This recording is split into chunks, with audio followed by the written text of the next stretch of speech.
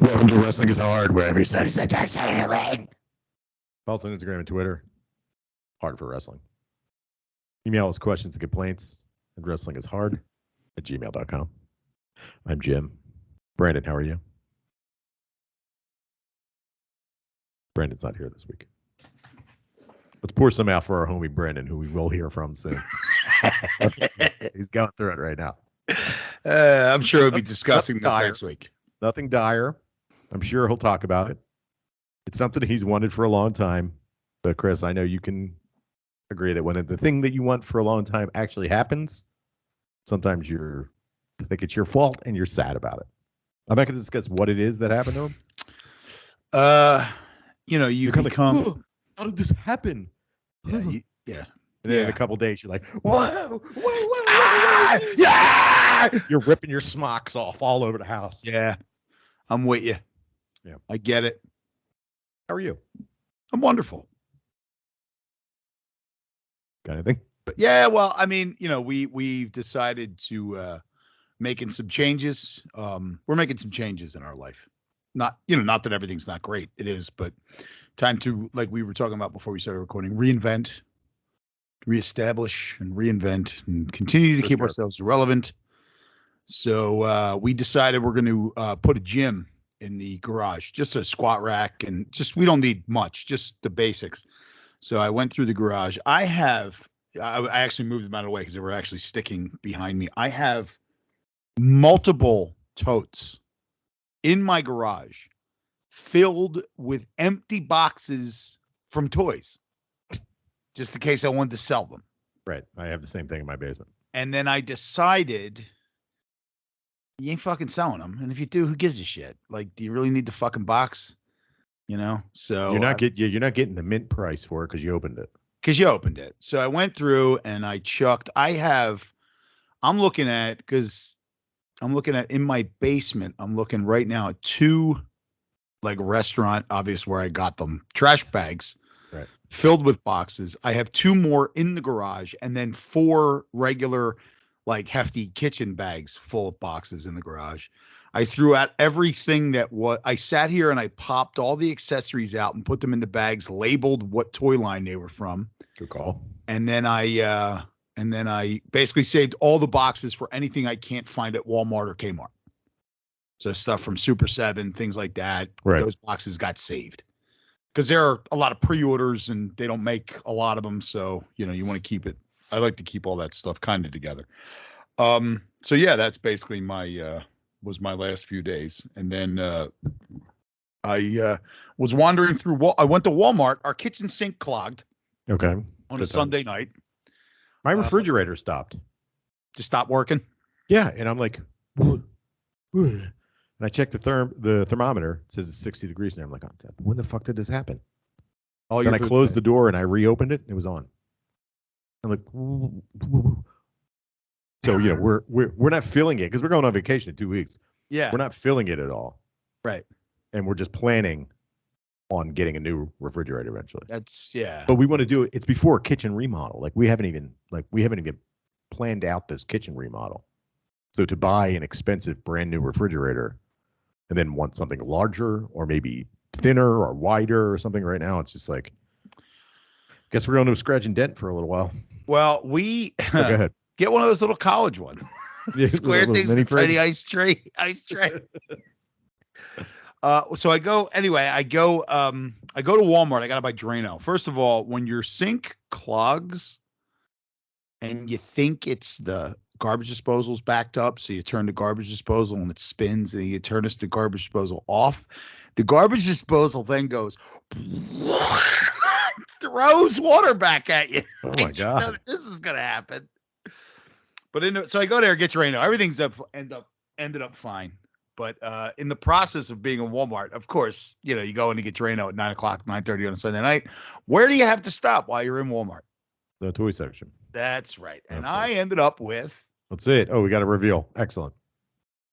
Now, I probably would have kept them. I hang the blister packs on the wall. You've been in my basement. Mm-hmm. If you're watching on YouTube, you can see that's rows of G.I. Joe figures. Yeah. So if the blister packs wrecked, Mhm. I'll open it. And I look, so they have a Masters of the WWE collection, which is basically He-Man and WWE guys. I have a few of those. And then they came out with these WWE superstars, which were the wrestling figures that I would have collected as a kid if they looked like this. They look just like He-Man action figures. It's the same mold that they use for He-Man action figures now. Master But they're Universe wrestlers. figures, Yeah. So I ended up with the one that I really wanted.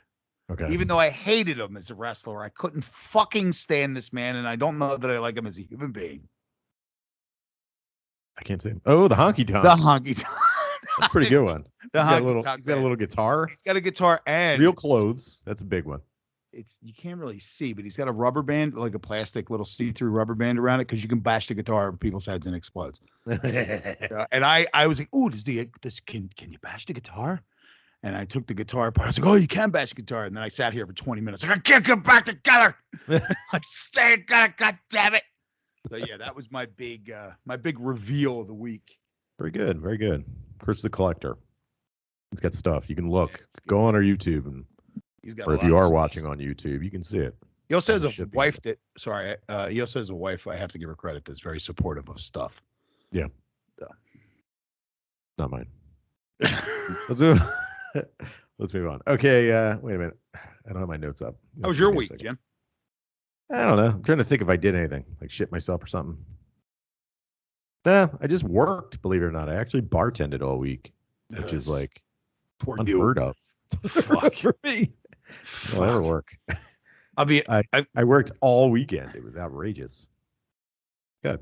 I've gotten to the point now. Things have changed in I don't know for you. You have a younger crowd, a much younger. Yeah, ours is super young. Yeah. Things are changed two ways. They've changed in the neighborhood that I worked in. We don't get the traffic that we used to get because Philly's expanded and expanded. You know, the cool section of Philadelphia has expanded so much in the last 10 years. Yep. It's all moved away. And we, but for years I used to walk, and I only worked one night a week, and the rest of them I would do the lunch shift and in the afternoon, and then that all changed with COVID. So for years when I worked, I only worked one night a week. And when I worked that night, I would always pray that it was I was slammed when I walked in the door. Right. Because if I was slammed at happy hour, I would be dead at midnight. That's just the way it always worked out. And if you're in the bar business long enough, there are patterns, and after a while, they never fail. Right. You know how it's going to end up. So now, after a year of having to close at 10, then 11, then 12, I think a lot of people of a certain age, and I want to say mid-30s and up, have realized the benefits of going out early and getting drunk early and going home early. Yeah, that's what I do. Yeah, and there are no people on the street at 11, 12 o'clock, 11 o'clock at night. I'm at the point now where I'm actually blocking, because where I work, it gets weird. You get weird guys looking in the window. And this doesn't mean anything. They're just weird. They can be just weird drunk dudes that have been in another bar. I mean, just everybody at a certain time gets weird. There's a pretty busy bus L stop right by you. Right. Market Frankfurt line. So you get all the straggies, the stragglers. Yep, the strags. So there's some parks for them to sleep in nearby. Yeah. So we have like me and my coworker, because there aren't even many people working there anymore. My coworker and he works Wednesday and I work another day. He said we both do the same thing. We lock the door when the last couple customers, whether we know them or not, when the last couple leave and you're in there, if it's 10:30, 11 o'clock at night, you lock the door and you wait to see, like, if somebody shows, not even if you know them well, but they've been in there a few times, or, you get a group of people and then you're like, they're out and about, and you can tell just by seeing them that they're like kind of maybe just got done at a concert or something. You get up, you unlock the door, you let them in, you leave the door unlocked the entire time they're there, because now you have company. And right, you're not there by yourself. Not there by yourself. And then when they leave, you lock the door. And I've been doing that at 11 o'clock. And, I've been getting out of there 12 Nice. every night. So it's back But it's just weird. It's just weird how things have not weird, but I guess expected, but the change is stuck. Yeah. And frankly, for my mental and physical health, they've stuck for the better. I don't want to be going to bed at 4:00 in the morning. Oh man. Yeah, I was getting home and like having a beer on the couch and then waking up erect. Like 3:30 in the morning, I'm drinking a beer on the couch and then I wake up like the sun came up and I haven't moved. Oh God, you feel so bad. I didn't even like barely drank the beer, but I didn't even had the energy to turn the TV on. Just like, what happened? Did I finish my New Japan Strong Spirits training? Oh no. All right, let's move on. Let's do it. Let's talk about some wrestling. Enough about us talking about work. Boring ass work. It's more interesting than AEW this week. Yeah, it really is. All right. So yeah, AEW stunk, but a bunch of Joshi happened and some New Japan news and stuff like that. So we'll fucking talk about that because AEW stunk this week. First up. Are we going to talk about AEW at all? Yeah, we will at the end. Okay, all right. I wasn't sure how we were. Is that cool? That's Yeah, usually whatever. I just had a couple stupid points to make. We'll do it at the end. That's usually our MO is to cover it last. Yeah, we're usually so deflated by the time we get to it. It makes me miss the fucking cage match. The cage match was fun compared to what I've been watching. But anyway, so they New Japan did their quarterly, hey, this is what's going on. A couple of things they touched on. One is that they're trying to move towards a younger talent base. They did a comparison to where they were 10 years ago and where they are now, and they have a lot of guys. You don't think about it, but most of their roster, their stars, are all in their 40s now. Shingo Takagi, Naito, Ibushi if he's coming back. Of course, Tanahashi, he's up in like the later 30s, 40s. But they're trying to move towards a younger group of people, and by bringing in younger talent, they hope to bring in younger fans as well, which is a big deal. Chris loves. I think it's a good idea. I think the only because New Japan is up until just recently has essentially been unwatchable. Right.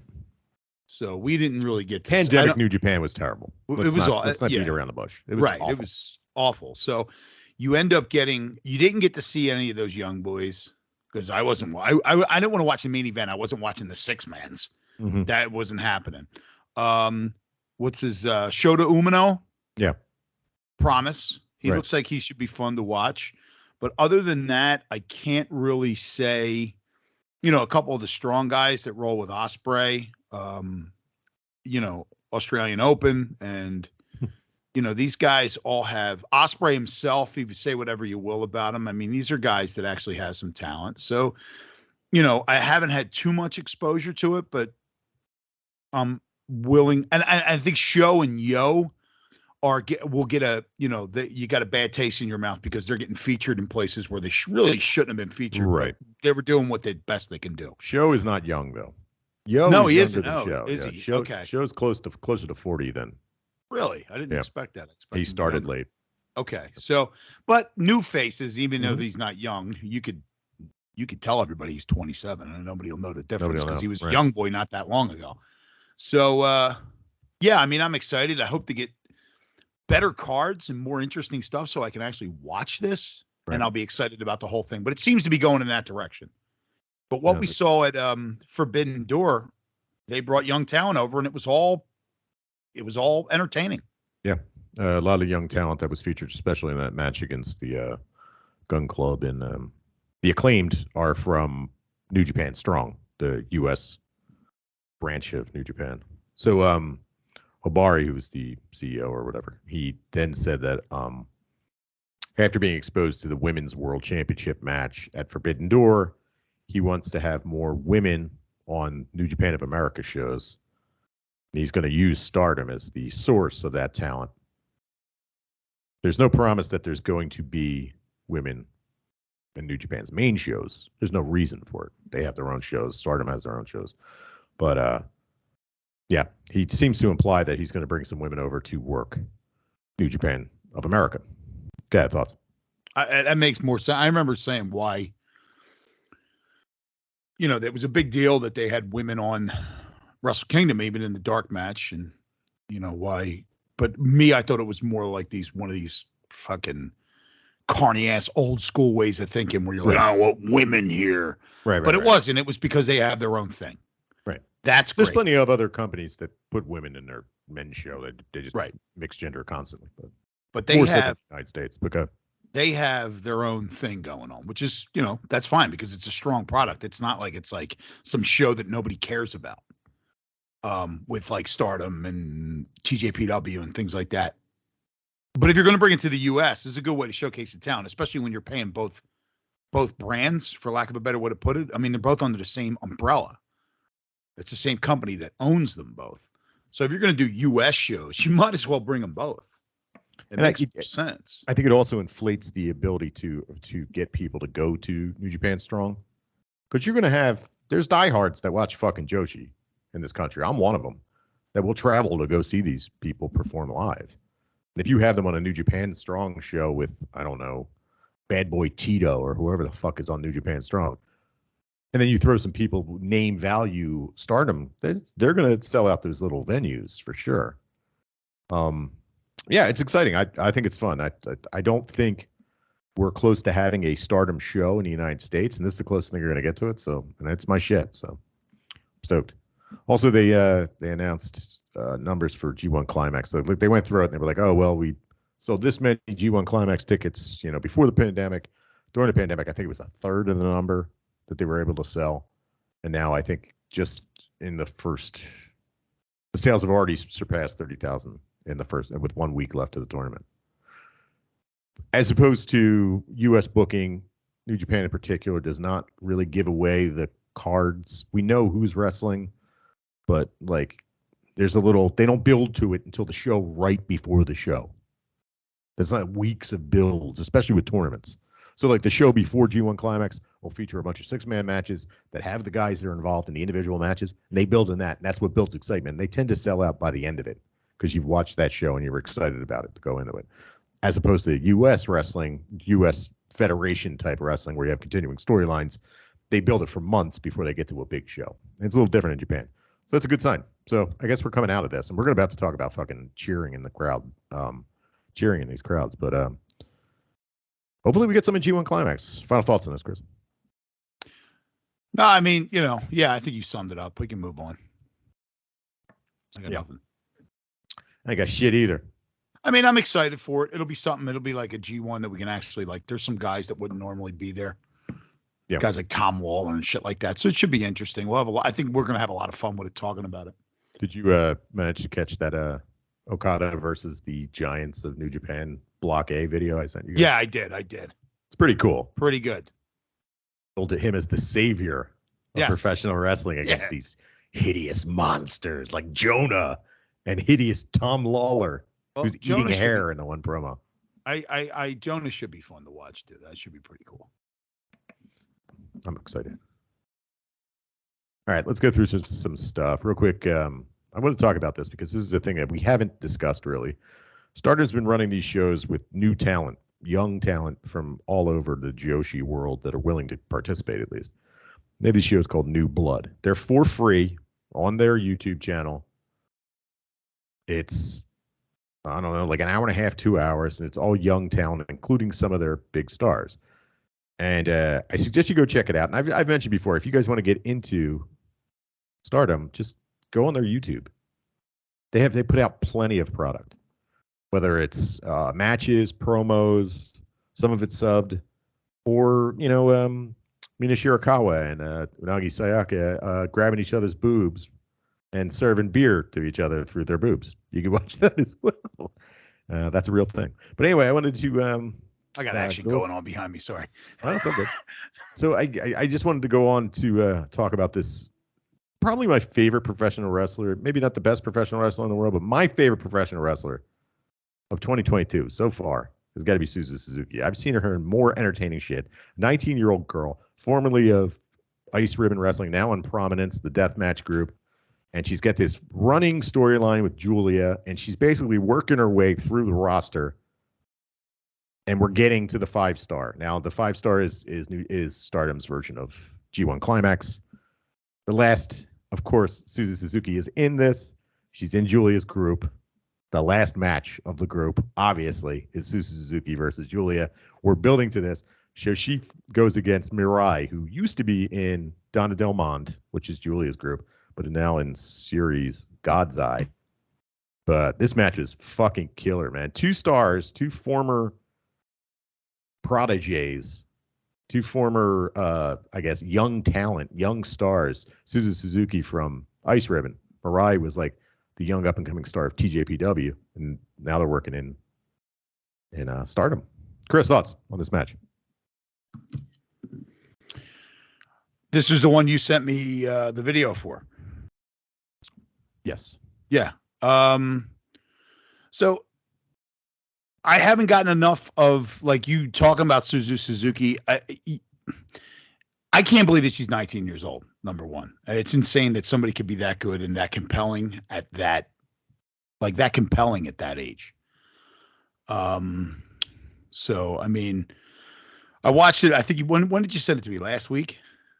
Yeah, whenever it aired. Yeah. So we've gotten things have gotten garbled wrestling wise between now and then. I should have watched it again today before we did this, but you know, I was sold on it. As I'm getting sold on just about everything you're sending me Joshi wise. I feel more invested in all this. So it's definitely something people should check out. But Suzu Suzuki, I can't wait for this, what is it called? 5-star? Their G1 5-star. tournament? Yeah, I can't wait for this. This is going to be a lot of fun for us to watch and us to cover. Just some of the matchups. I believe she's in her group. She's got Mirai, who these two kicked the shit out of each other in this match, including multiple shoot headbutts. Yeah, that's always a big friggin' turnoff for me. Oh, it's insane. We may be discussing that in our bracket challenge. Shoot headbutts. Fucking insane. I mean, we should have learned our lesson from this. Haven't we learned our lesson from this? Apparently not. Because one of the most entertaining wrestlers in Japan, if not the world, Katsuhiro Shibata doesn't wrestle no more because of the headbutts. Yeah.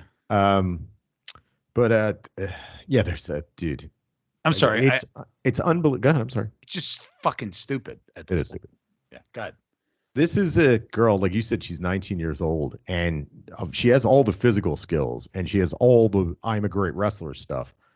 But her character and the way she presents herself as this like psycho hard ass loudmouth is just fucking brilliant, and she does it great in everything she's in. Whether she's in the death matches, she's in this whole Stardom storyline. She was part of the DDT Iron Heavyweight Man tournament, where they fought in a park while people were eating lunch. She was involved in that. She's got another match in DDT. She's got a bunch in DDT coming up. She's fun to watch, and if you're not catching her, man, you should go out of your way to catch her. And this I highly recommend. Check it out. It's on YouTube. Suzu Suzuki versus Mirai. We get a whole showdown. It's 10-minute draw. They beat the shit out of each other. Multiple clotheslines, headbutts, German suplexes. And then at the end of it, we get a little showdown. Suzu Suzuki is like, I'm going to bring Risa Sera. She's going to fight. And we're going to have a hardcore match between Risa Sera, Suzu Suzuki, Julia, and Mai Sakurai. Mai Sakurai is taking a pen. There's no guess there.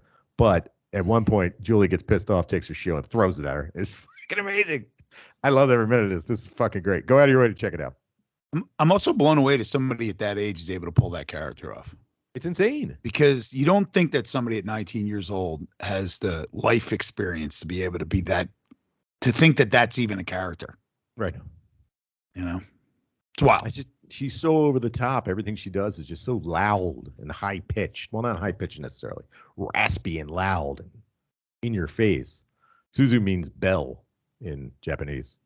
So one of her hardcore things she brings to the ring are these celebratory, like they look like knuckles, like brass knuckles. They're plastic bands with these bells on them. She shakes her. So weird. It's so good. I fucking love it. Go out of your way to check it out, man. It's fucking amazing. Right, next up, TJP Summer Sun Princess. Chris, how was it? Oh, this was good. I really enjoyed this. I only, I think you sent me a timestamp of what to watch. Yeah, I'll go through the. Yeah, if you want to go through the early matches, just so we can talk about it, and then we'll get to the stuff that I forced you to watch against your will. There's a couple 6-man matches. We got Willow Nightingale was supposed to be in the show. She ended up not being able to get her visa, so we got a substitute for her. But it was Ryo Mizunami, who we know from AEW. Hikaru Shida was on this show. Mei Suruga, who we know, Riho was on the show in a tag match. And then we get the International Princess title, which I didn't have you watch because it was okay. But Maki Ito fought this woman, Alex Windsor. We had mentioned it. She's the International Princess champ, Maki Ito, and she lost. Alex Winter was basically wrestling in trash bags and with Chris Brooks, the pro wrestler's kick pads, because Japan Airlines lost all of her gear. Ugh. So she just was wearing all this black gear. She looked just like, it was just very odd looking. She looked like she had trash bags on. But it was a surprise. She won. It's unbelievable that she won. And I'm on Cage Match. And we'll talk about this next. So Thunder Rosa, AEW champion, comes over. And she says she faces Miyu Yamashita. And she told Miyu Yamashita, you fight me. If you win here, you face me for the AEW title. Chris, thoughts on this match? Well, so awesome to see Thunder Rosa in that context. I like when you know, especially with the way AEW's doing this with the talent. I don't want to say a talent exchange, but whatever. They go over there as this person from AEW. It's not like, oh, you can go over there, but no. I mean, she comes out, the same theme song, everything. She's got the title. The problem I have with this match is has nothing to do with its match itself. It's if you beat me now, you can challenge me later. Right. I know who's winning. Always. Right. So, and especially now, I do like the fact that they played up that that a foreigner had already won for had won in the match before and won a title. So Yamashita couldn't. It would have been embarrassing for her to lose. She couldn't lose that match. But this was a good one. I really enjoyed this. I think we got more out of Thunder Rosa than you get when you watch her in AEW. And I think a lot of that is I've said this a million times talking about AEW, is that you don't have high enough talent to carry the low talent. It's true. So as good as Thunder Rosa is, she's not. Look, we talk all the shit in the world about Ric Flair on a regular basis. Ric Flair made everybody look awesome because he was so good. So they don't have those guys. And that's why you get these weird matches between Thunder Rosa and what's her name? I can't think of her name. Marina Shafir. Marina Shafir. Yeah, I mean, it's like you don't have anybody that's high enough on the ladder talent wise that actually can erase or cover up somebody else's lack of talent. Right. That's fine. I mean, we know what we're watching. You know, like we know that, you know, when you watch Marina Shafir wrestle, or even Jade Cargill, we've talked about this before. When you watch them wrestling, you know you're seeing something which is actually cooler than seeing one of these, a wrestler with a ton of experience. You're watching somebody at the beginning of their career. Right. Which is at the end of it, we can see where they've come. Exactly. I mean, you look at Jade Cargill and how much better she is now than she was 2 weeks ago. Or, Velvet Cake.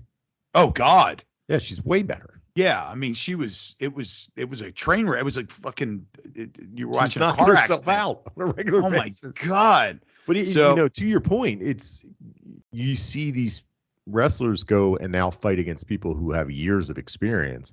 Hikaru Shida comes over to TJPW. Riho comes over to TJPW. And then you see fucking awesome matches because they don't have to slow down now. No, they don't have to slow down for the dentist with their giant feet. They just they're allowed to let loose because the talent levels, the experience is there. Right. These people are drilling and drilling and drilling and drilling and fucking working on their craft and barely making any money because they fucking love it and they excel at it. Good. Well, and one of the other things, like you said, like the dentist with their giant feet, it's you can't. So if I train jiu-jitsu. You can't tell a white belt he sucks. He doesn't know what he's doing. Right, exactly. You come enough. Black belts are dudes that just never stop showing up. That's it. Yeah. Right? That's nothing more than that. There's nothing more to it. You got to keep showing up. Keep going. So when you look at somebody like repetition. Right, we look at we talk shit on like Britt Baker but it's not because nobody says she's bad. No, she's just not there. She's just not there yet. Yeah. Right. But you enjoy it for what it is, and you have a good time watching it. And it's cool to see these people in the young stages of their career. Yeah. But you got a lot of good exchanges. The beginning of the match, the exchanges were a lot. They were a lot better. You don't get to see this on AEW TV with Thunder Rosa. You don't get to see what she's really capable of. There was also, oh geez, now I'm trying to remember the specifics. They had an exchange, I believe it was a stunner then they would kick him in the soccer kick to the back exchange. Yeah. Right.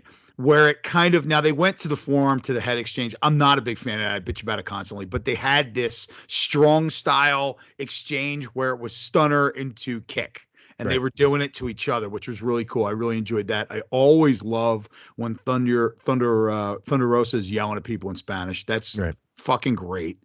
And then I like that she was screaming at her in Spanish, and then Mia Yamashita yelled at her in Japanese. Yeah, exactly. It was good. It's great. It's a great exchange. This was a really good match. And look, it's not a complaint that it was almost laid out that you knew what was going to happen, because I'm glad, because now you're going to get Yamashita on AEW television at some point, right? Well, we're actually tonight, as we're recording, she's on AEW Dark. This match is airing on AEW Dark for free on YouTube. So if you want to, if you're listening to us, go check out YouTube. You don't have to pay for Wrestle Universe. They're giving it to you for free.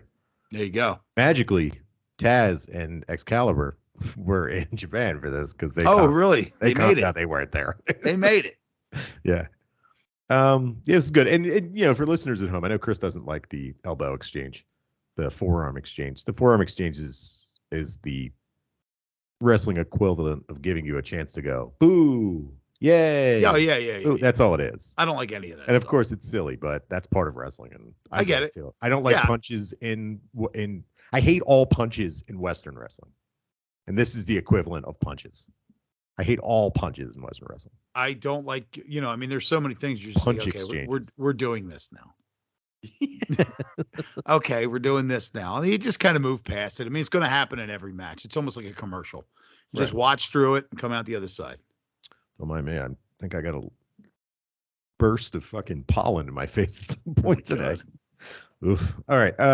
Next up, Princess Tag Team title match.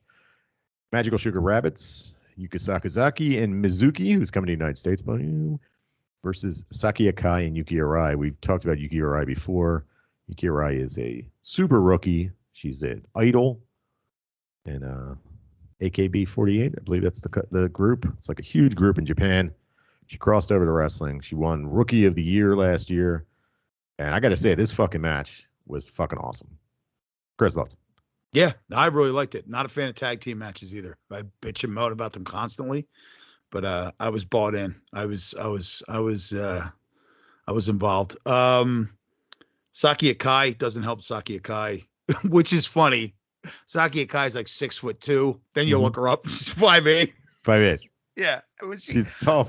I'm trying, like, I'm looking at her on the TV, and I'm looking at her body type. She's super thin. Yeah, she's like a model. I'm trying to envision this body type at anything less than 5'10". Right. And you can't. You could, like, I'm trying to see, like, if she walked in a room, what would that look like? I've seen her in person. She big, long legs, and one of the top best looking people I've seen in person. I can imagine. You know what I mean? Like you look at her face and you're like, this person looks like they glow. Like, right. You're like, oh my God.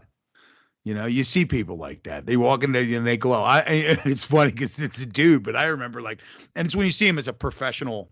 It happens with professional wrestlers. I remember, I may have told this story here before, but I remember I saw Jimmy Smits on 5th Street. Right. Right. And I was running into the store and I looked over, and I always watched NYPD Blue in the afternoons. So when I saw him getting out of a car of a busy urban street, he wasn't out of context. Right. He was in context because they had all those New York street shots on that show. Right. And I was just like, oh. But you see people like this and you're like, they have this aura. I went to a House of Hardcore show, which is a bunch of I mean, indie guys, and then EC3. Right. EC3 was glowing. Right. He was glowing with a right-wing mania, but he was glowing. No, it's just like they have this like, oh, about them. And Do you know who Amber Rose is, Chris? You probably don't know who she is. No. She used to date Kanye West. She's from Philly. Okay. She's kind of an ass model. All right. I saw her once when I was working on South Street, and I had no idea who she was. She was by far the most beautiful person I've ever seen in my entire life. My wife excluded, of course. She's much more beautiful than anybody else. But I saw her, and I was just like, this woman is, what is she doing here? This girl is gorgeous. I feel the same way about Saki Akai in person. I was just like, holy shit, this person is absolutely beautiful.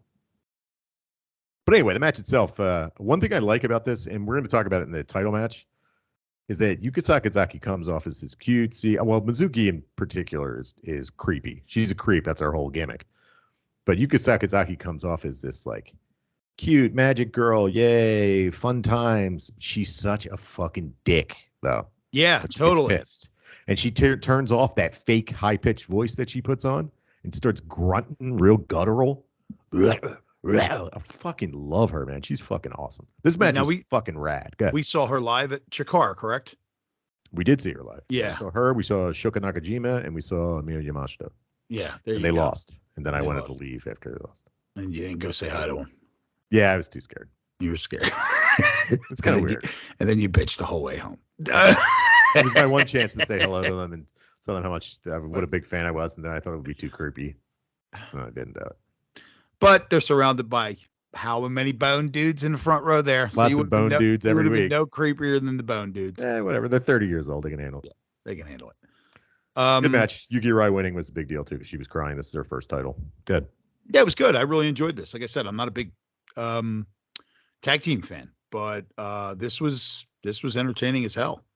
Also, it's coming back to me piece by piece, but Yuki Arai gets the fucking piss kicked out of her in this match. And at one point, and props to Balianaki and Chris Brooks on commentary, they say there was like Yuki Arai isn't even near the rings. Like she's not even attempting to get in the ring. She was just rolling around at ringside while Saki Akai was carrying the heavy load. Yep. Which to me screams that they're going to wrestle each other eventually, which is awesome. So she'll carry the tag team until they lose, and then she'll blame her for their losing. Yeah, that works out well. Yeah, I'm into it. All right, moving on. Princess of Princess title match. Shoko Nakajima, the champ, versus Rika Tatsumi, the Dragon Girl. Champ wins. She defends. Rika Tatsumi. I got to say this. I fucking love watching this girl because she is super happy-go-lucky, but fucking vicious. She's attacking her knees and hip attacks to her knees and just trying to destroy her knees while cheering and going, yay, the whole time. A fucking great match. This is a great match. Chris loves. Yeah, this was a lot of fun. I really enjoyed this one too. I do like the Shoko Nakajima has the Zelda Breath of the Wild barbarian armor that she wears, which is really cool. Yeah, it's Is it Princess Mononoke? Is that what it is? Yeah, it's one of the Ghibli movies. Yeah. So, but this was, there was a level of intensity to it that I really enjoyed. There was a little, I once again, I hate to say this, but it's like, well, actually, no, I mean, it's pretty good. I don't mind saying it for this one. When you're not as familiar with the storylines that are going on in the beginning, where you haven't been able to point out the obvious in these storylines, that you go into a match like this, you don't know who the fuck's going to win. And I had no idea. It wasn't like it was laid out for me, which is usually the problem because we've been watching wrestling for so long that no matter what the situation is, you sit there and you start going, well, I guess they can't do this because if they do this, then what's going to happen with this? Which you do that with every show. You do that with every show you watch. Yeah, right. I know they can't make this guy king. He can't be the king. He doesn't want to be. And it's just like, oh, God, I wish I could just watch shit and not do that. For this one, I did, and it was good. This was a good match. Yeah, like Shoko just basically sells the entire match until the end, and then pulls it out with her flying senton. Of all the things, the finishing move, the flying senton. Well, she was doing a Northern Light suplex, but everybody does Northern Light suplex, so she's doing a senton now. Good. I like when they whip out like these, that's the finisher. That's her finisher. Okay. All right. Interesting. Okay. Good match, good show. I say go out of your way and check it out. Top to bottom, a lot of fun. I watched the whole thing. I laughed, I cried. I got poop in my eye. Oh my God. All right, I guess we'll talk about AEW. All right, I'm done talking about AEW. uh, All right, there's a couple of things we can talk about, I guess. I don't fucking know. John Moxley with Brody King was cool. yeah, definitely. I'm just going to go through this and then you talk about some stuff. Okay. That was cool. Thunderstorm versus Marina Shafir. Neither of us stunk. Wardlow wins the TNT Championship in a pretty much a squash match. I was a big fan of that. Yep. Christian Luchasaurus calling out Matt Hardy for being stupider than his fucking doped up ass brother. That was good. It was good. Was this this was the show with where Keith Lee and Strickland won their match, and then Starks and Hobbs come down. Starks with this fucking shit. No, kick your fucking ass. He, I'm going to tell you, he went, okay, so this made me think of this. I'll bring this up. I know what you're going to say, but go ahead. First of all, he went a little Ric Flair. Yes, he did. It was awesome. And it was awesome. But here's the thing. I know someone that always tells me there was a point, you know this person as well, but he always tells me, he always says Ric Flair lost his mojo. This is post-mojo losing. Yeah. And that move of Ric Flair's, I saw it. You shut your mouth, kid. And he just points at a random person in the crowd. I saw it a lot. I saw it a few times. I'll never forget. There was a point when we got, Jim, you remember when we got World Class on one of the channels at 10 World o'clock. Class Championship Wrestling at WCCW at like midnight, 10 o'clock. I remember you and World Class Championship Wrestling, right? Yes. Okay, sorry. Yeah, I remember we found it. Now, mind you, everybody's got to, I'm sure everybody knows that back then it was flipping the channels and there was no menu. So it was just like, wait, what is this? And when they went to commercial and they showed their graphics and played, this is completely unrelated. Jim and I went on to sing the World Class Championship Wrestling song to each other for the next 20 fucking years. Yep. But that was, I remember a split screen between, and it was the first time I saw Ric Flair do this, the split screen between Ric Flair and Fritz von Erich. And Ric Flair was walking back, coming back. Son of a bitch. That's where it started. But after Ric Flair, NWA champion. Ric Flair leaves NWA, goes to WWF, has that run where he wrestles Macho Man Mania, one of my favorite matches of all time. Was great. That run was great. Right. Goes back to WCW. When he goes back to WCW, Flair loses his mojo. Right. He's no longer as cool. I don't think they saw him as being that cool anymore, so they kind of just didn't book him as cool. That was Jim Hurd, I believe, wanting him to cut his hair and call him Spartacus. So he left his mojo was gone. Right. And when it's his mojo gone, he started relying more on, you shut your mouth, kid. You shut your mouth. And as he got older, there's the, I can make out with any women in there, including you, fatty. Check this out. Woo! When he would do that shit, right? When the woo wasn't just something he did, it was something he forced in there. Right. And this was I liked it because Ricky Starks is fucking great, but it was very reminiscent of No Mojo Ric Flair. Yeah, but he did it so well. It was fucking awesome. Yeah, but I mean, I know you're not bashing him for it, but when Starks does it, he's not Ric Flair. So when he's doing it, he's actually a fucking asshole. Oh, 100%. I'll kick your ass right now. It runs up. That was one thing. Go ahead, finish. Go ahead. Go ahead. No. You go ahead and I'll finish. This was great. And then the Young Bucks showed up and it put a giant milky white Christian boy twist on it and fucking stunk it up. All of a sudden, I don't care about this anymore. Go ahead. Yeah, I agree with you. I mean, if you don't want to rush things, you want to tell a story, like do a little, I mean, look, I don't know what the fuck I'm talking about. But if you don't want to rush things, you want to tell a story, why don't we hear from the Young Bucks next week? Wait a minute. You guys are talking shit, and we're the champions, right? Why do we have to jam it all down your throat and deflate what was going on between the two teams? Then they just stood there and stared at them like, yeah, it's like you got a good exchange going on. Don't add the third person. Add the third person later on in the show. Add them on Friday night. Add them next Wednesday. It was just like this, like the fucking promo parade. I don't think there's anybody that watches wrestling that says, when WWE starts the show on Mondays the same way every week with 9 dudes breaking into each other's promos. We all love that. This is the best shit. This is the best shit. No, you go, oh God. And then rewind it even further, right? When you turned on fucking Nitro near its collapse, well, before, when the NWO was starting to get a little ragged, right? And then you had Kevin Nash in the ring, and you would turn the TV and change the channel. You come back like a couple minutes, you put the fucking baseball on. Then the Phillies would get out of the inning, and you go back to TNT, and he'd still be in the fucking ring. This is no good, man. This is fucking boring. Yeah. And you're right, man. They had this great energy between them, and then you pull out these 2 fucking turds, right? That have been cutting, and I'll be honest with you, that I don't give a shit if it's fucking pro wrestling. In no fucking world is it believable that these guys are going to think they're going to be able to get any straight up advantage over Keith Lee in one team, right?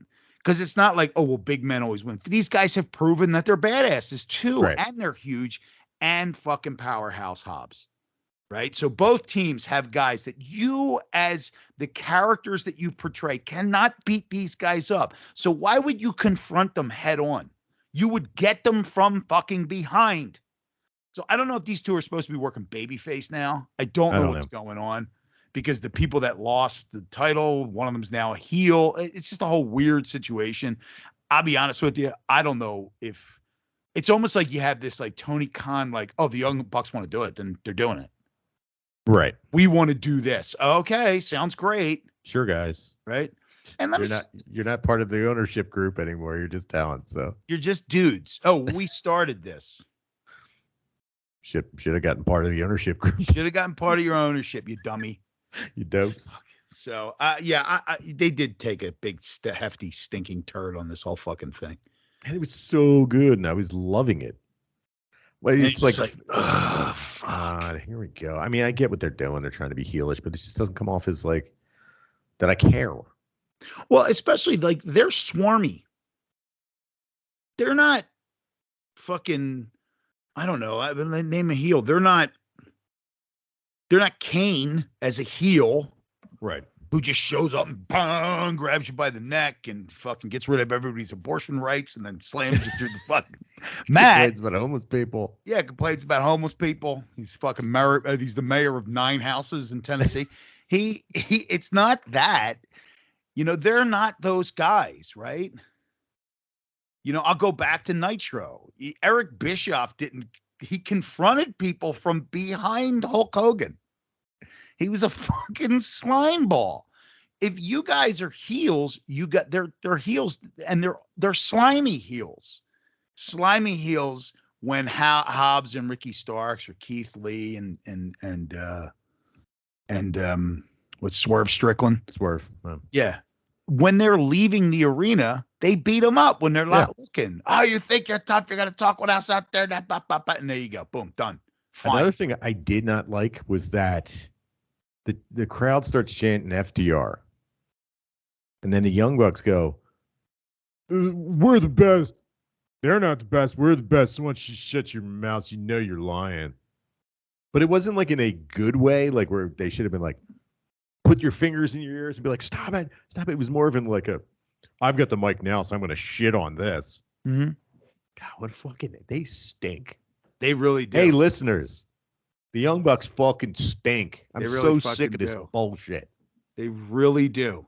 They add in the ring, they're a lot of fun. Everything outside the ring, they stink. Of the established tag teams in AEW, they are in the bottom rung of things that I'm interested in. Every time they show up, I'm like, I guess Okay. I can go take a piss. Let's think of them. I'm not saying that these people can wrestle, but purely from will I look at my television? Will I get up and leave? Will I change the channel? I'd rather watch the Gun Club. Yeah. I'd rather watch any other tag team in AEW. Not saying that these guys, because people say, "Oh, fucking tell me the Gun Club are better wrestlers." No, that's not what we're saying. I'm not saying that. I just don't find it What interesting. I'm saying is I don't care. I care more about the Butcher and the Blade than I do the Young Bucks. And I don't care about the Butcher and the Blade at all. But at least they're different. They look different and they wrestle different matches than the Young Bucks who have been doing the same match. You got to remember, we're not new to these guys. Yeah, we didn't start watching them when they were in AEW. We didn't start watching them when they were in Ring of Honor. No. We've been watching them for fucking years. It's the same fucking shit. It's the same shit. And it's just like, I mean, at least they lost. They didn't come out with the hairspray guy. Yeah. Cold spray guy. Whatever happened to him, I don't know. I hope so. Yeah. All right. Anything else to talk about the show? Yeah. Okay. Eddie Kingston does a promo. He comes out. I like that he told Tony Schiavone to be a pro and hold the mic higher. Thank you very much. Tony Schiavone's just like, what the fuck?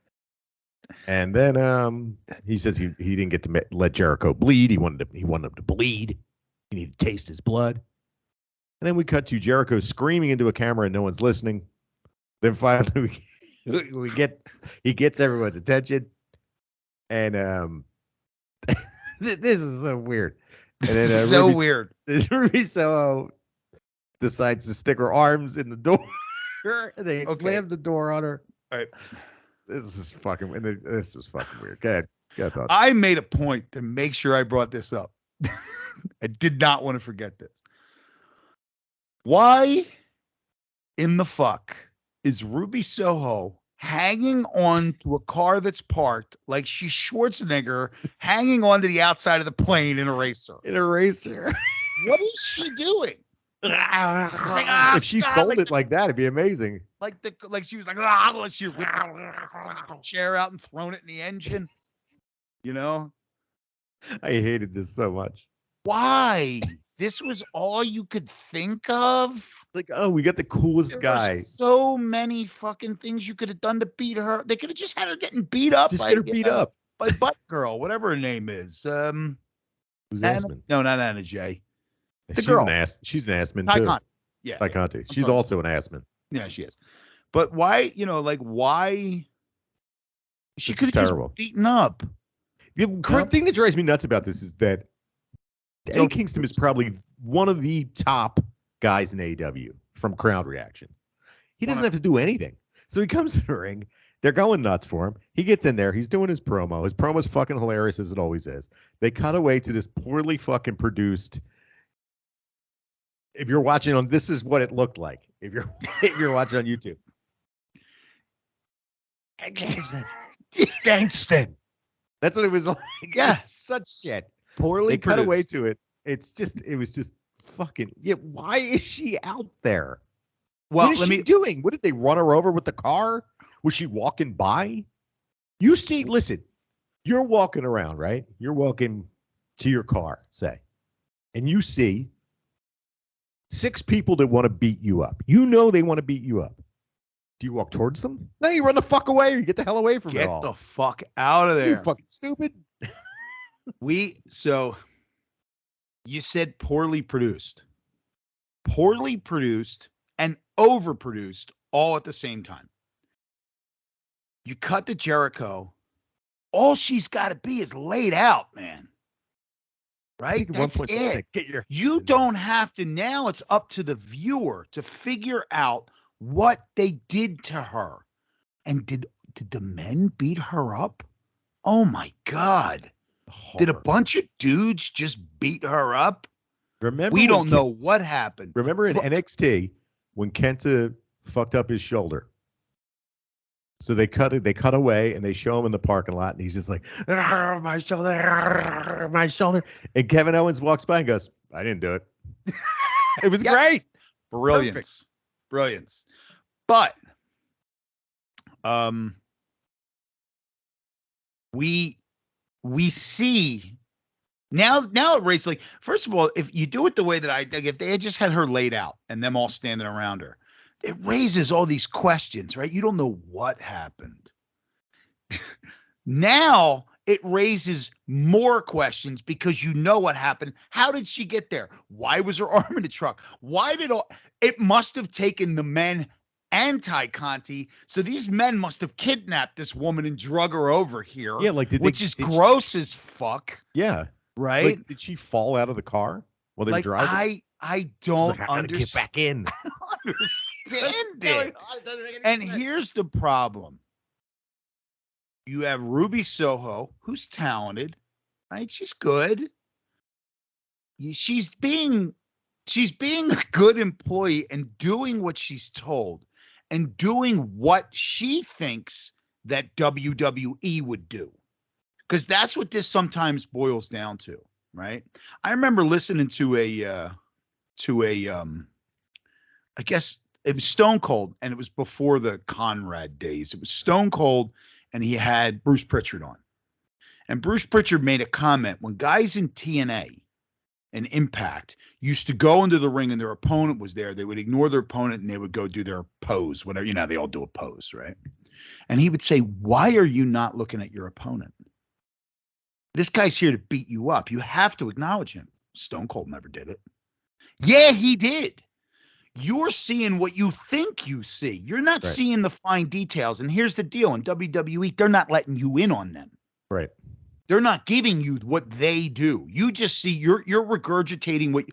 Go back to what I would earlier on, training jiu-jitsu. You get taught a move. There are so many fine details that in your head you'll just skip over. Right? And then you won't be able to do it. And these guys are just like, they just go through this thing and they're thinking like, oh, well, this is how it would look on WWE TV. But there are all these little minute details, the minutia of it, that you think you know, but you don't fucking know. And it ends up looking like fucking Arnold Schwarzenegger hanging off the plane in a racer. That's the first thing I saw. I was watching, and this was one of those ones where I didn't see it live. It was like between sets, and I'm flipping through Instagram, and I see, look what happened to Ruby Soho, and I hit the play button. I was like, what the fuck is she doing? I thought I must have missed something. And this is one of the moments that I watched live. I was watching while I was working.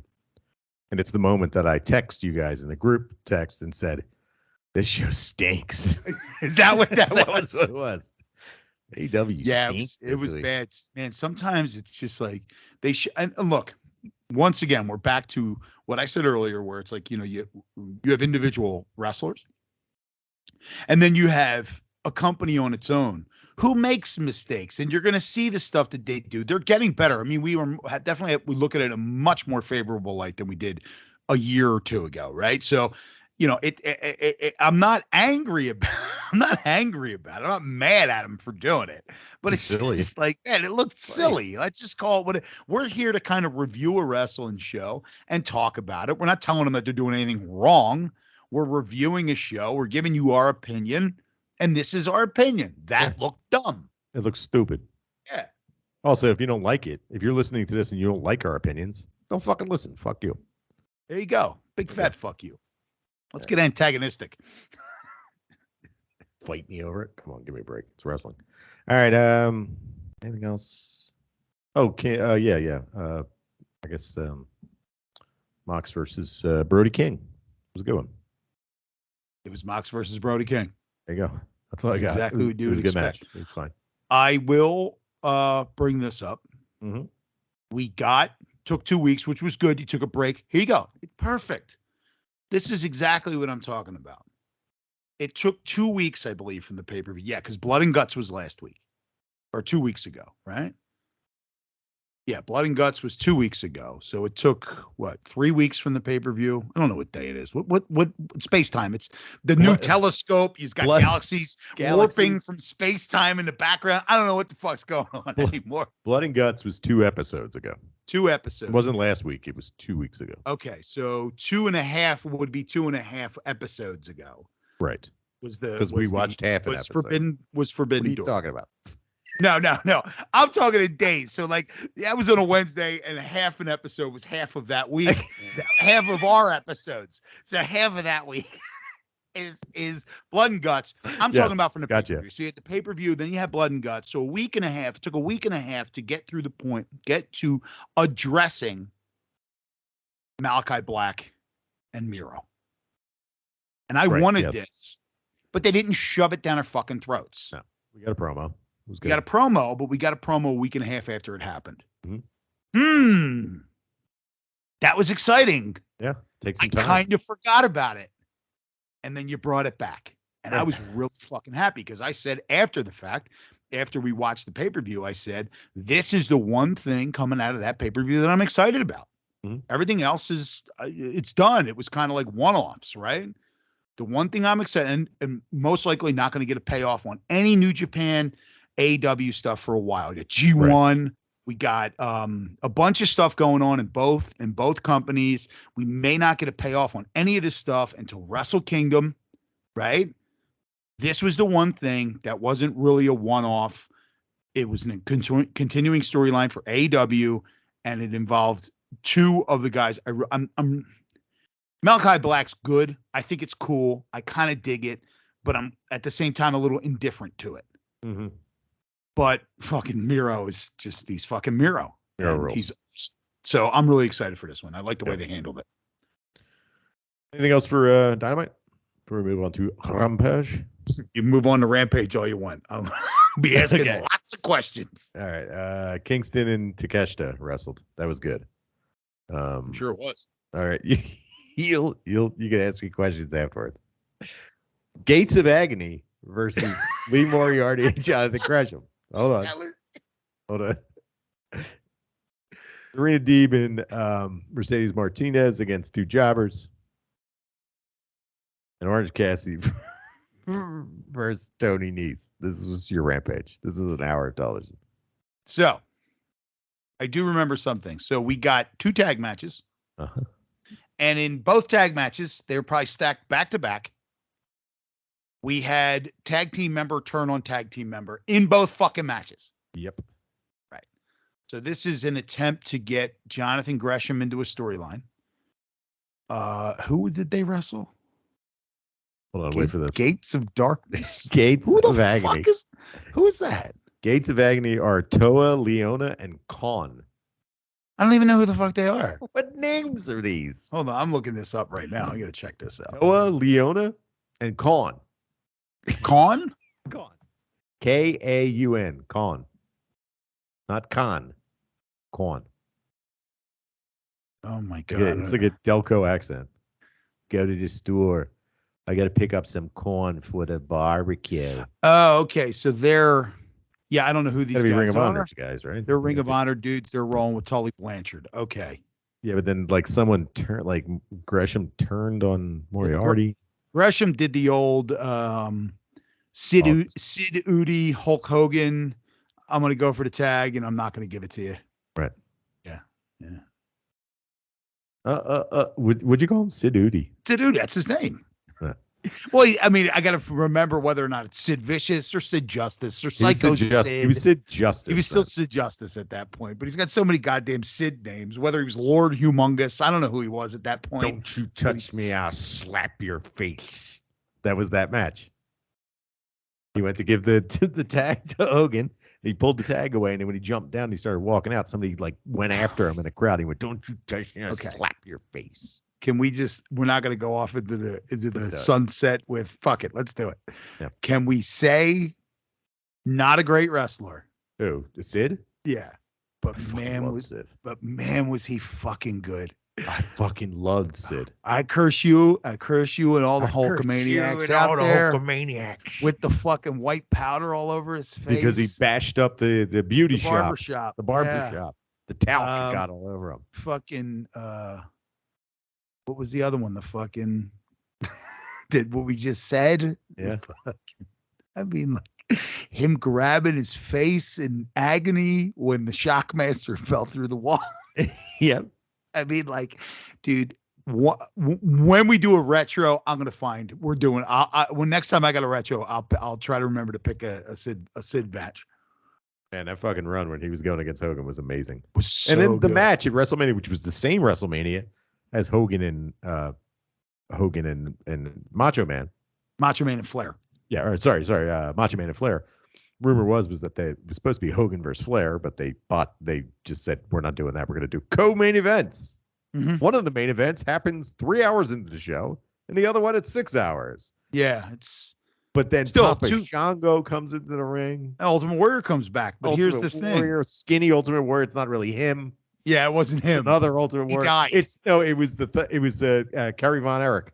That's Kerry Von Erich and Ultimate Warrior. These are the rumors that we heard when we were kids. God, Kerry Von Erich, who had one leg. You know, it's funny too, because like I'll bring him up, and people that we'll be talking about wrestling, and people will actually ask that don't really watch it. Will actually ask, weren't there two Ultimate Warriors? Who are we talking about? Oh, Ultimate Warrior. Yeah, like just random people. Like we'll be goofing around and be talking about wrestling, old wrestling, and people that don't know or stopped watching for whatever reason, will say like, weren't there two? How many Ultimate Warriors were there? And I'll have to be like, no, there was only one, dude. There was only one. Yeah, but I thought he died. No, that wasn't true. That was a rumor back then. Yes. But that was never true. There's only one Ultimate Warrior. As he's dead now, but he was the Ultimate Warrior the entire time. It was the same dude. No, it wasn't. I know. No, it was. It was. He stopped taking. He had to stop taking his growth hormones and ended up shrinking. Shrunk a little bit. He shrived up. I'll slap your face.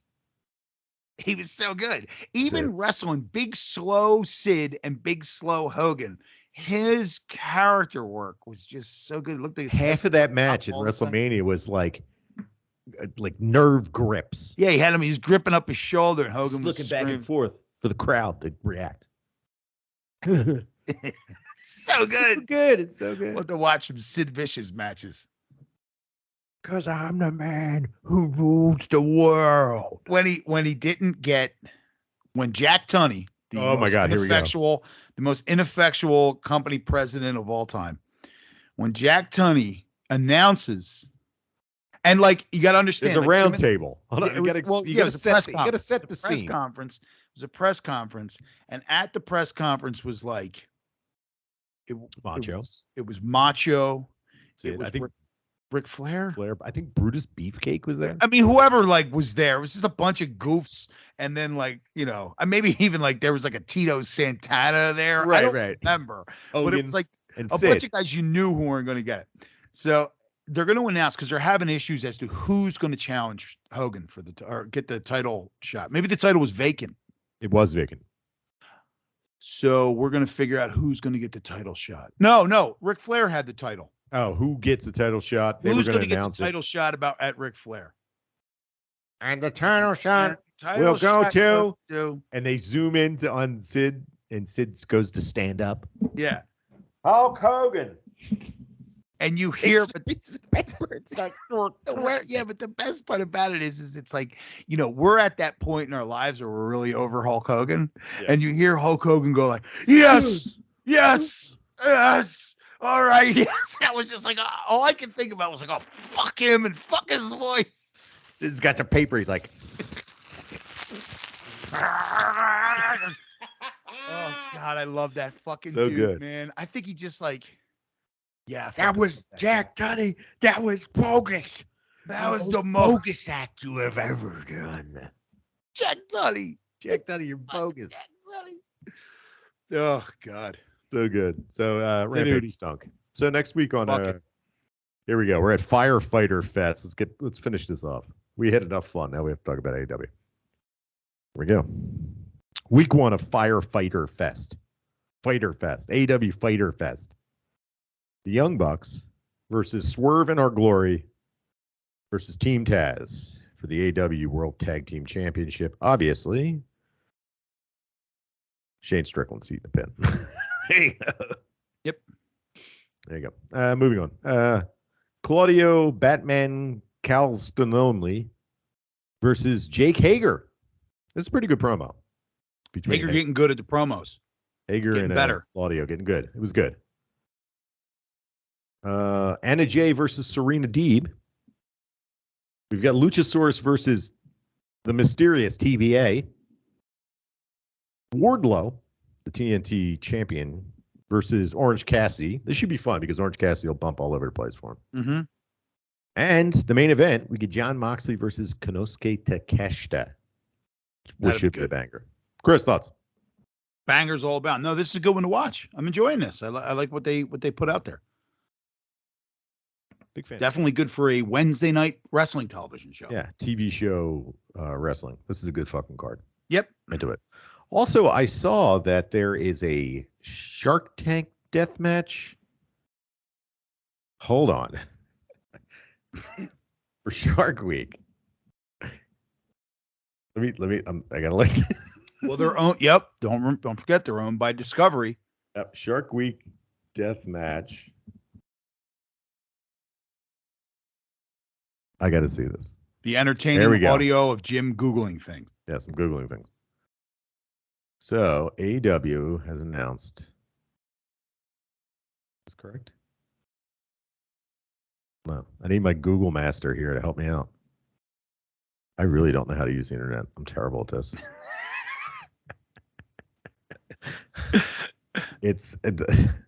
Anyway, it's a death match for Shark Week in a Shark Tank. It's what the fuck is going on? I'm terrible at the internet. All right, so AEW announced. Hold on. AEW announced on Friday's edition of Rampage that Eddie Kingston and Chris Jericho will clash at Fyter Fest. Yes, next week. In a barbed wire death match with the Jericho Appreciation Society all suspended above the ring in a shark cage. Shark cage. I wanted them to be in a shark tank fighting sharks. Oh my God. Then I just saw something that's obviously not true, and I'll tell you why it's not true. Let's hear it. Well, it says this thanks to a request from Warner Brothers Discovery to make a tie-in for this year's Shark Week on the Discovery Channel. But this was according to Dave Meltzer via Wrestling Observer Radio, so I doubt that's true. Yeah, he blew it. He said EO was moving. She was leaving WWE, and she posted today on Twitter, rumors puke emoji. He's a cunt. It's just amazing. He's like, her foot's basically out the door. What does that even mean? It doesn't mean anything. He doesn't know anything. He does no work. He does no work. People. Go ask them. Contact them. Ask them. Hey, this is Dave Meltzer of the Wrestling Observer. Is there any truth to the rumors that you might be leaving soon? I'm sorry, I can't comment on that. Okay, good. He won't do that. No, I contacted Io Shirai about this, and she did not give me a comment at that time. Right. Rumor has it that it's okay to say that. Yeah. Right. And my big thing is I always tell people all the time, I don't know is a viable answer. Yes. Right. It's okay. Ignorance is okay. It's as long as you're not using it as an excuse. Right. If it's a reason, it's fine. I don't know. Why? Well, I get this all the time. Chris, why did you do this way? And my response is, I'm going to be honest with you. I have no idea. I don't know. There was no thought behind it. So, but he just would rather just say, oh, this is true, without doing any follow-up to it. Basically, her foot's out the door. What the fuck does What's that even mean? Because you decided it? Oh, God,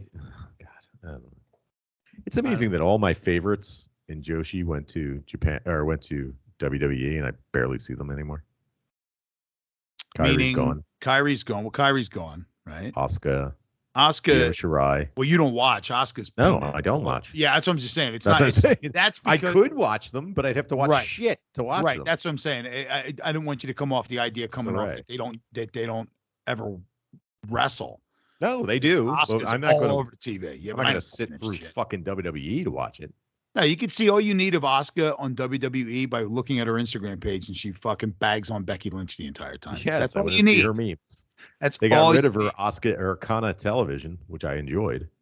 Oh, did they? Sit around barbecuing in her backyard and stuff. And they found out about it. And he's like, she's making money. We need a cut. You can't use the Asuka. You wouldn't be famous if it wasn't for the Asuka name. I mean, I got to give him. It does make sense though.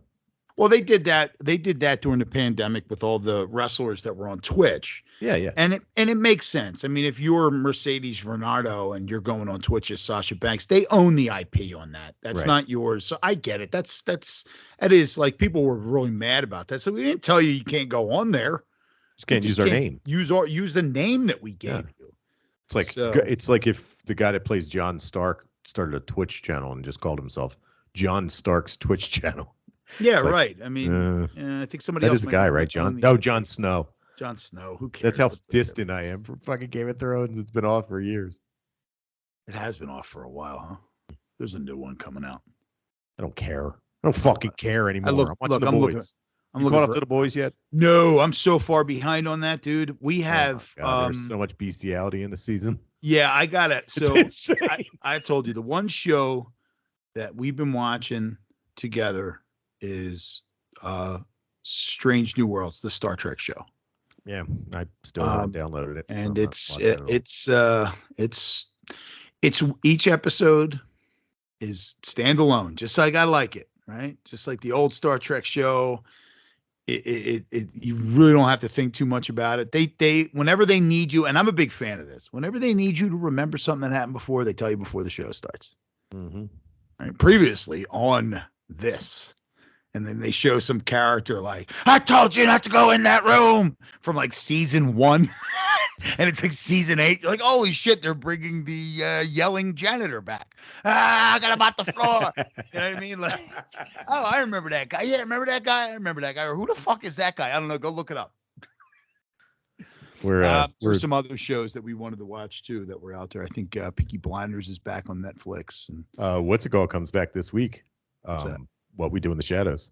Yes, and there's that, and that'll be prioritized. That's weekly. Yeah, that'll be prioritized on that because it comes on Hulu. We'll be watching that. Colin Richardson. Yeah. Colin Richardson's a child with a man's face. Yes, it's very disturbing. It's insane looking. The funny thing about that show, I think they did it. What is this, season 3 or season 4?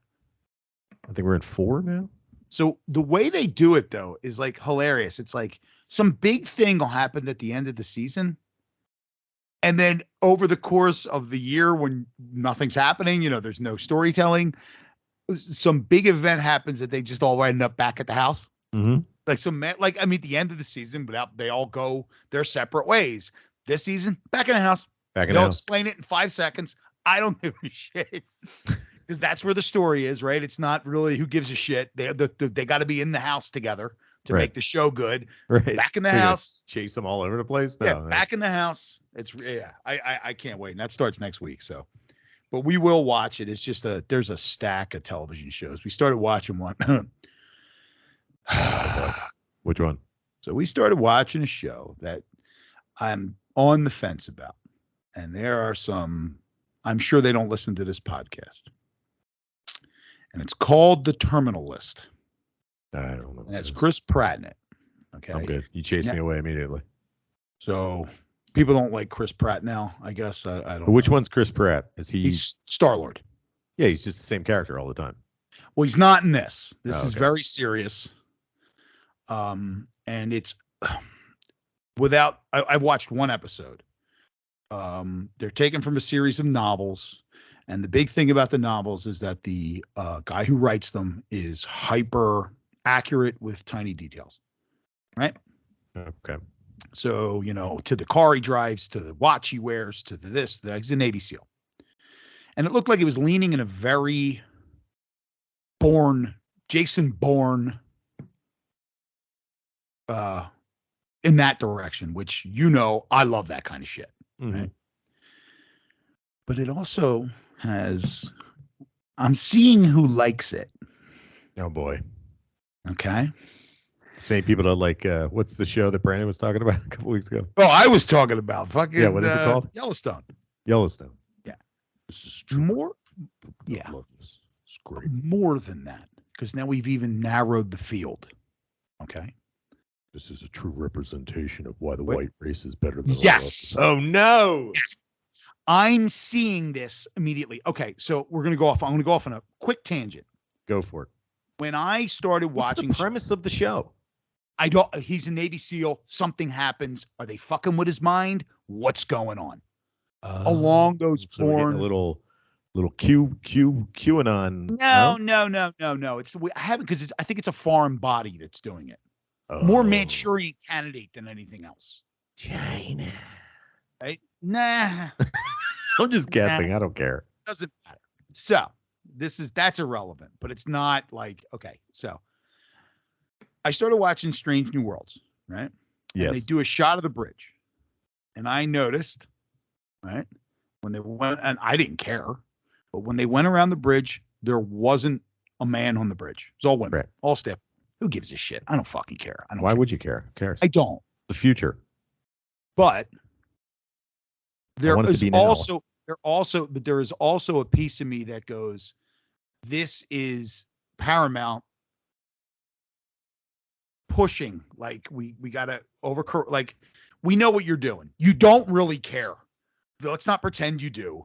You don't really care. You're only doing this so people don't get mad at you. So, but who gives a shit? Now this show,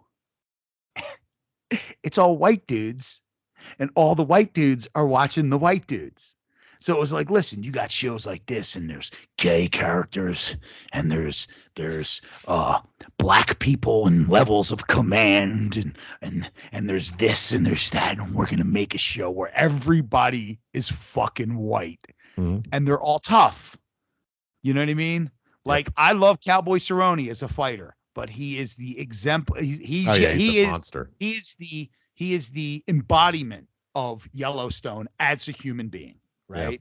He's flying jets and shooting guns on the riding a horse. And this is this guy, right? He's in Terror on the Prairie, a Daily Wire production. Oh my God. I mean, yeah, like this is who they're appealing to. I just thought it was hilarious. I noticed it in like 20 minutes. I was like, you gotta be fucking kidding me with this shit. And when anyone who thinks they don't know anyone gay, just knows people that haven't come out yet. That's all. That's it. Anybody that cares is kind of odd at this point. Piece of shit is what you are. But like just macho manly whiteness. Us men wouldn't do that. Meanwhile, they're sucking each other off. Good. Do it. Good. I wish I would. You know, the only problem I have with it is that this entire awakening that's finally going on right now wasn't going on there when I was out on the fucking town, because I'd be fucking doing everything you fucking and sucking and pulling. I wouldn't give a shit. All right, that's a perfect time that's perfect. Yeah, listen, I do have something I wanted to bring up this week, but I want to wait till Brandon's here because it's a three person conversation. I'll put Brandon's got to be here. We're saving some stuff for Brandon. All right, thanks for joining us this week, and join us here every week at Wrestling is Hard. Follow us on Instagram and Twitter at hard4wrestling. Subscribe and follow. Tell your friends. Listen, if you guys have any recommendations for us, brackets, not watch alongs. If you want reviews, the watch along things, we can't coordinate to do a watch along. Reviews, stuff like that. Stuff you want us to watch, stuff you think would be funny that we do watch. Send us an email. What is it? Hard for wrestling. What the fuck is our email? I don't even know. Just give me your personal email. wrestlingishard@gmail.com. wrestlingishard@gmail.com. Sorry. Anyway, and for Brandon, who is gone to another world. For now, Chris, I'm Jim, and we'll see you here next week. Thank you for listening. Bye.